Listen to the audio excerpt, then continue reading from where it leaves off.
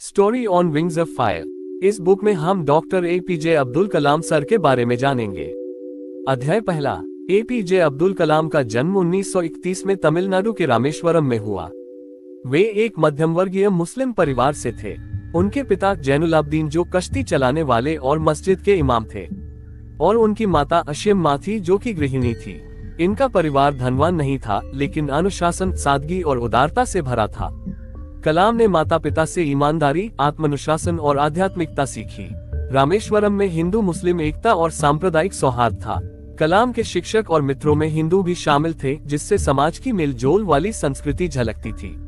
कलाम sir बचपन से ही पढ़ाई में गहरी जिज्ञासा और रुचि दिखाए। शिक्षकों ने उनकी प्रतिभा पहचानी और प्रोत्साहित किया। कलाम सर पढ़ाई का खर्च निकालने के लिए अखबार बांटने का काम भी किया। बचपन के अनुभवों और शिक्षकों की सीख ने विज्ञान और उड़ान की ओर उनका रुझान बढ़ाया। इस अध्याय में उनके जीवन के मूल संस्कार, अनुशासन और सपनों की नींव रखी गई। अध्याय दूसरा।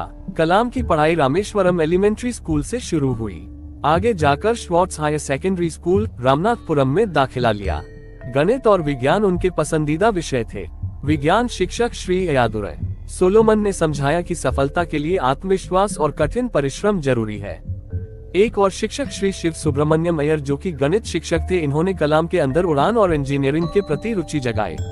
अय्यर सर ने उन्हें उच्च शिक्षा के लिए प्रोत्साहित किया और बताया कि बड़े सपने देखना जरूरी है। अय्यर सर ने समाज में भेदभाव मिटाने का संदेश भी दिया। उन्होंने कलाम को अपने घर बुलाया और सबके साथ भोजन कराया, ताकि लोगों की जाति और धर्म की दीवारें टूटे। कलाम ने स्कूल की पढ़ाई पूरी कर सेंट जोसेफ्स कॉलेज, तिरुचिरापल्ली में दाखिला लिया। यहाँ उन्होंने भौतिकी विषय लिया। कॉलेज की पढ़ाई ने उनकी रुचि को और आगे बढ़ाया और उन्होंने इंजीनियरिंग की ओर कदम बढ़ाने का निश्चय किया। अध्याय तीसरा। कलाम ने सेंट जोसेफ्स कॉलेज, तिरुचिरापल्ली से भौतिकी में स्नातक पूरा किया। इसके बाद उन्होंने इंजीनियरिंग में जाने का निश्चय किया और Madras institute of technology mid Chennai में दाखिला लिया। यहाँ उन्होंने एरोनॉटिकल इंजीनियरिंग चुना। पढ़ाई के दौरान उन्हें कड़ी मेहनत और अनुशासन का महत्व समझ आया। एक बार प्रोजेक्ट में ढिलाई दिखाने पर उनके गाइड ने चेतावनी दी कि अगर समय पर प्रोजेक्ट पूरा नहीं किया तो उनकी स्कॉलरशिप छिन जाएगी। इस घटना ने उन्हें जीवन भर समय और जिम्मेदारी का महत्व सिखाया। पढ़ाई पूरी करने के बाद कलाम को 2 अवसर मिले। 1, भारतीय वायुसेना में पायलट बनने का इंटरव्यू। वे पायलट टेस्ट में असफल रहे, IAF में 9वें स्थान पर रहे जबकि 8 सीटें थीं। 2, DTDP defence technical development and production में वैज्ञानिक पद। लेकिन उन्होंने हार नहीं मानी और वैज्ञानिक की नौकरी स्वीकार कर ली। इस तरह उनका करियर DRDO में शुरू हुआ। पहली पोस्टिंग त्रिवेंद्रम, केरल में मिली। यहीं से उनका असली वैज्ञानिक जीवन और मिसाइल या एरोस्पेस रिसर्च का सफर शुरू हुआ। इस अध्याय में कलाम के कॉलेज जीवन, अनुशासन की सीख, करियर के शुरुआती निर्णय और DRDO में प्रवेश की कहानी है। अध्याय चौथा। कलाम की पहली नियुक्ति DRDO defence research and development organisation में हुई। यहाँ उनका काम छोटे विमान और होवरक्राफ्ट नंदी नामक प्रोजेक्ट पर था। ये प्रोजेक्ट पूरी तरह सफल नहीं रहा, लेकिन इसने कलाम को तकनीकी अनुभव और टीम वर्क की समझ दी। कुछ समय बाद उन्हें भारतीय अंतरिक्ष अनुसंधान संगठन इसरो में भेजा गया। यहाँ वे satellite launch vehicle SLV-3 project में शामिल हुए। ये भारत का पहला स्वदेशी रॉकेट प्रोग्राम था। इसरो में काम करते हुए कलाम ने जाना कि बड़ी उपलब्धि के लिए टीम वर्क जरूरी है। वे वैज्ञानिकों और इंजीनियरों की एक टीम को संभालने लगे। उनके नेतृत्व कौशल ने उन्हें धीरे धीरे मुख्य भूमिका तक पहुंचाया। इस दौरान उन्होंने सीखा कि असफलता से डरना नहीं चाहिए, बल्कि उससे सीख लेकर आगे बढ़ना चाहिए। उनका सपना अब और स्पष्ट था, भारत को अंतरिक्ष शक्ति बनाना। इस अध्याय में कलाम के DRDO से इसरो तक के सफर, नंदी प्रोजेक्ट और SLV-3 लॉन्च व्हीकल पर काम का वर्णन है। यहीं से उनका स्पेस साइंटिस्ट बनने का असली सफर शुरू होता है। अध्याय पांचवा। डॉक्टर कलाम को SLV-3 प्रोजेक्ट का नेतृत्व सौंपा गया। ये भारत का पहला स्वदेशी उपग्रह प्रक्षेपण यान था। उनका लक्ष्य भारत को स्वतंत्र अंतरिक्ष शक्ति बनाना था। प्रोजेक्ट में बड़ी संख्या में युवा इंजीनियर और वैज्ञानिक शामिल थे। कलाम ने टीम को प्रेरित किया कि हर चुनौती को अवसर की तरह देखें। सभी ने दिन रात मेहनत कर रॉकेट के डिजाइन और निर्माण पर काम किया। 1979 में पहला प्रक्षेपण हुआ, लेकिन लॉन्च असफल रहा।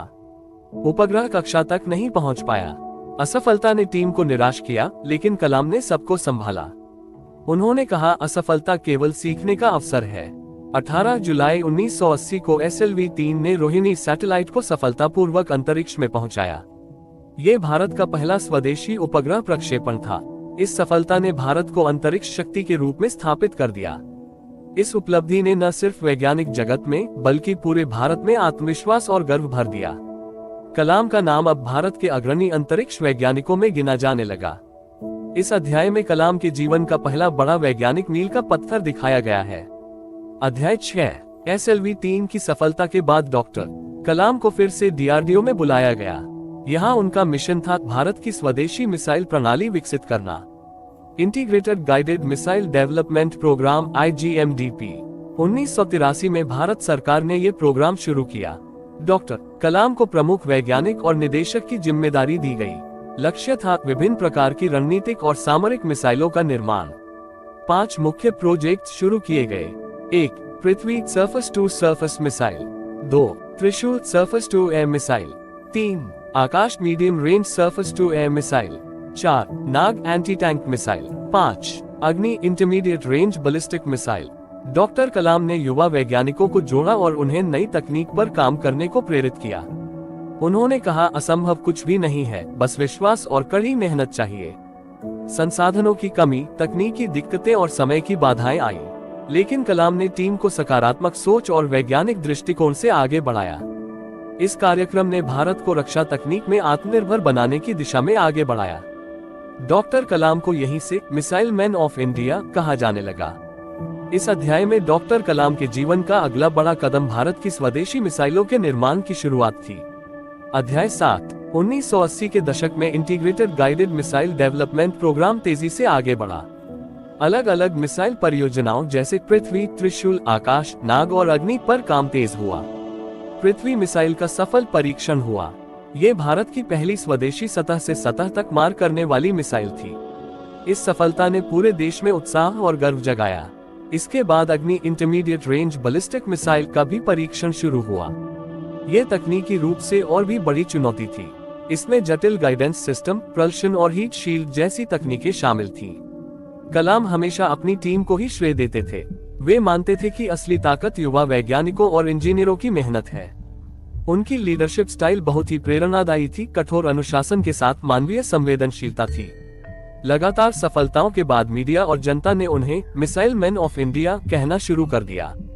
यह उपाधि उनके काम और योगदान की पहचान बन गई। इस अध्याय में दिखाया गया है कि कैसे एक छोटे से कस्बे का लड़का जो कभी अखबार बांटता था, अब भारत की रक्षा तकनीक का स्तंभ बन गया। इस अध्याय में डॉक्टर कलाम की मिसाइल प्रोजेक्ट्स की शुरुआती सफलताएं और मिसाइल मैन बनने की यात्रा दिखाई गई है। अध्याय 8। 1980 से 90 के दशक में डॉक्टर कलाम ने भारत की रक्षा तकनीक और मिसाइल विकास को नई ऊंचाई दी। उनके नेतृत्व में पृथ्वी और अग्नि मिसाइलों का सफल परीक्षण हुआ। इससे भारत सैन्य रूप से आत्मनिर्भर बनने की दिशा में आगे बढ़ा। कलाम ने हमेशा टीम वर्क को महत्व दिया। उन्होंने अपने वैज्ञानिक साथियों को आगे बढ़ाया और कहा, व्यक्तिगत नाम से ज्यादा बड़ा है राष्ट्र का नाम। वे मानते थे कि विज्ञान और तकनीक केवल रक्षा तक सीमित नहीं होनी चाहिए, बल्कि इसका उपयोग सामान्य जनता के जीवन सुधारने में भी होना चाहिए, जैसे चिकित्सा, संचार, ऊर्जा और शिक्षा के क्षेत्र।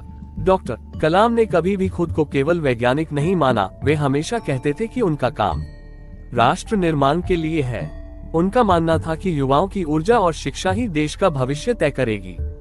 इस अध्याय में उनकी छवि केवल एक वैज्ञानिक की नहीं, बल्कि एक राष्ट्र निर्माता और दूरदर्शी नेता के रूप में उभरती है। इस अध्याय में डॉक्टर कलाम के विचारों और कार्यों के जरिए ये बताया गया है कि विज्ञान का असली उद्देश्य केवल रक्षा या तकनीक तक सीमित नहीं है, बल्कि एक मजबूत और प्रगतिशील भारत का निर्माण करना है। अध्याय 9। 1990 के दशक में integrated guided missile development programme IGMDP तेजी से चल रहा था। सरकार और सेना को उम्मीद थी कि यह भारत को रक्षा तकनीक में आत्मनिर्भर बनाएगा। कई बार परीक्षण असफल भी हुए, लेकिन डॉक्टर कलाम और उनकी टीम ने हार नहीं मानी। हर असफलता के बाद कलाम अपनी टीम से कहते, हमारी असफलताएं असली हार नहीं, बल्कि सीखने का अवसर है। उनकी यह सोच वैज्ञानिकों और इंजीनियरों को फिर से ऊर्जा देती थी। धीरे धीरे मिसाइल प्रोजेक्ट्स ने सफलता पाई। त्रिशूल का सफल परीक्षण, आकाश और नाग मिसाइलों की प्रगति, अग्नि का सफल प्रक्षेपण जिसने भारत को लंबी दूरी की मिसाइल क्षमता दी, इन सफलताओं ने भारत की रक्षा क्षमता को मजबूती दी। मीडिया और जनता ने कलाम को एक राष्ट्रीय नायक की तरह देखना शुरू कर दिया। वे अब केवल वैज्ञानिक नहीं बल्कि जनप्रिय नेता बनते जा रहे थे। डॉक्टर कलाम मानते थे कि विज्ञान की सफलता तभी पूरी है जब उसका लाभ आम जनता और राष्ट्र दोनों को मिले। उनका सपना था मजबूत, आत्मनिर्भर और प्रगतिशील भारत। इस अध्याय में डॉक्टर कलाम की मिसाइल प्रोग्राम की चुनौतियां, असफलताओं से सीख और सफलताओं के जरिए राष्ट्र निर्माण की सोच का वर्णन है। अध्याय 10 मिसाइल कार्यक्रम की सफलताओं के बाद डॉक्टर कलाम को और भी बड़ी जिम्मेदारियां सौंपी गईं। उन्हें रक्षा अनुसंधान और विकास संगठन DRDO का नेतृत्व करने का अवसर मिला। यह उनके जीवन का टर्निंग पॉइंट था। उन्होंने केवल मिसाइल क्षेत्र तक खुद को सीमित नहीं रखा। नए प्रोजेक्ट शुरू किए गए जैसे रक्षा तकनीक का इस्तेमाल स्वास्थ्य और नागरिक क्षेत्रों में, लाइटवेट कैलिपर्स हल्के पैर के उपकरण का निर्माण, जिससे अपन बच्चों को सहारा मिला। कलाम को अब लोग सिर्फ वैज्ञानिक नहीं बल्कि जनप्रिय व्यक्तित्व मानने लगे। वे छात्रों और युवाओं से मिलते, उन्हें प्रेरित करते। उनका संदेश हमेशा एक ही था, बड़े सपने देखो और उन्हें पूरा करने के लिए मेहनत करो। इस दौर में उन्हें कई राष्ट्रीय और अंतर्राष्ट्रीय पुरस्कार मिले। वे भारत के सबसे प्रमुख वैज्ञानिक नेताओं में गिने जाने लगे। डॉक्टर कलाम ने माना कि असली उपलब्धि यह नहीं कि हमने क्या बनाया, बल्कि यह है कि हमारे काम से लोगों का जीवन कितना बेहतर हुआ। इस अध्याय में डॉक्टर कलाम के जीवन के महत्वपूर्ण मोड़, नए प्रोजेक्ट्स और युवाओं से जुड़ाव का वर्णन है। यहीं से उनका व्यक्तित्व वैज्ञानिक से जननेता की ओर बढ़ता है। अध्याय 11 डॉक्टर कलाम के नेतृत्व में अग्नि, पृथ्वी, त्रिशूल, आकाश और नाग मिसाइल परियोजनाएं आगे बढ़ी। भारत ने धीरे धीरे स्वदेशी रक्षा तकनीक में मजबूती हासिल की। ये काल भारत की वैज्ञानिक आत्मनिर्भरता का प्रतीक बना। उनकी सफलता ने उन्हें देशव्यापी प्रसिद्धि दिलाई। लोग उन्हें न केवल वैज्ञानिक बल्कि प्रेरणादायी नेता मानने लगे। डॉक्टर कलाम का मानना था कि भारत का भविष्य युवाओं पर निर्भर है। वे लगातार कॉलेजों, विश्वविद्यालयों और स्कूलों में जाकर छात्रों से बात करते। उनका संदेश था, बड़े सपने देखो, कड़ी मेहनत करो और अपने सपनों को राष्ट्र की सेवा में लगाओ। उन्होंने कहा कि विज्ञान और तकनीक केवल प्रयोगशालाओं तक सीमित न रहे, इसका उपयोग गरीबी दूर करने, शिक्षा, स्वास्थ्य और विकास में भी होना चाहिए। इस अध्याय का शीर्षक पाथवे उनके जीवन दर्शन को दिखाता है। अनुशासन, ईमानदारी, कड़ी मेहनत और राष्ट्र प्रेम, इन्हीं मूल्यों को वे जीवन की असली राह मानते थे। इस अध्याय में डॉक्टर कलाम के जीवन की जीवन दृष्टि, युवाओं से जुड़ाव और राष्ट्र के प्रति समर्पण का चित्रण है। यह अध्याय दिखाता है कि उनकी सोच केवल रक्षा वैज्ञानिक तक सीमित नहीं थी, बल्कि वे एक राष्ट्र निर्माता थे। अध्याय 12 जो कि आखिरी अध्याय है, डॉक्टर कलाम ने अपने जीवन को एक पेड़, लाइफ ट्री से जोड़ा। जड़ें जो कि उनके संस्कार और परिवार हैं, तना जो कि उनकी शिक्षा और वैज्ञानिक यात्रा है, शाखाएं जो कि उनके अनुभव और उपलब्धियां हैं, फल और फूल जो कि उनकी देश के लिए सेवाएं और प्रेरणाएं हैं। उन्होंने माना कि उनके जीवन की सफलता केवल उनकी नहीं बल्कि माता पिता, भाई बहन, शिक्षक और मित्रों का भी योगदान है। इन रिश्तों ने उनके जीवन वृक्ष को पोषण दिया। उनका मानना था कि हर भारतीय का सपना होना चाहिए भारत को आत्मनिर्भर, वैज्ञानिक रूप से प्रगतिशील और समृद्ध बनाना। वे युवाओं को ही इस बदलाव का असली माध्यम मानते थे। उन्होंने कहा कि जीवन की असली सफलता यह नहीं है कि हमने कितना पाया, बल्कि यह है कि हमने समाज और राष्ट्र को कितना दिया। हर व्यक्ति को चाहिए कि वह अपने सपनों को केवल अपने लिए नहीं बल्कि राष्ट्र की सेवा के लिए जिए। पुस्तक का अंत डॉक्टर कलाम के जीवन दर्शन पर होता है। उनका पूरा जीवन एक साधारण परिवार से उठकर भारत के मिसाइल मैन और राष्ट्र प्रेरणा बनने की कहानी है। इस तरह विंग्स ऑफ फायर का अंतिम अध्याय उनके जीवन दर्शन, प्रेरणाओं और राष्ट्र प्रेम को संक्षेप में प्रस्तुत करता है। ये किताब हर पाठक को सिखाती है कि सपनों और कड़ी मेहनत से कुछ भी असंभव नहीं है। अब आपसे अलविदा लेने का समय आ गया है। ऐसे ही स्टोरीज के लिए हमारे साथ बने रहें। धन्यवाद।